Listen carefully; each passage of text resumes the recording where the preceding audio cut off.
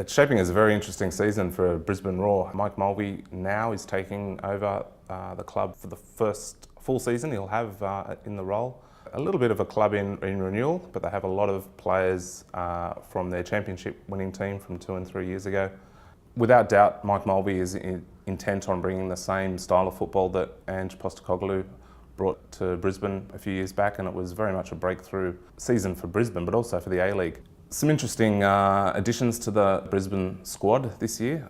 Matt Mackay will bring a lot of impetus on the field, but also as a team leader.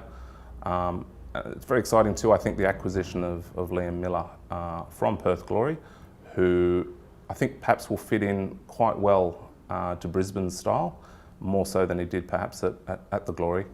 On the debit side, they've lost a couple of talented, relatively young players, Mitch Nichols, most notably perhaps, also James Meyer. But I'm expecting another young Brisbane player, Luke Bratton, to really step up this year. Ange Postecoglou a few years ago described him as arguably the best passer in the league, and I think this is really the chance for him to become a key player within the A-League. One of the things that stands out for me when I think of Brisbane Roar and their passing style is 1 minute to go in the grand final a few years ago. They'd never won the league. Michael Theocritus, the goalkeeper, had the ball.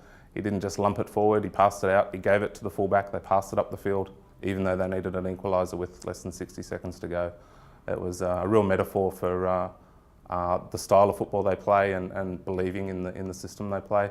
And you know, they'll continue to pass the ball around, keep the ball on the deck and have belief in the way they play. I would be very surprised if Brisbane are not in the top 4 and pushing very hard for a grand final berth.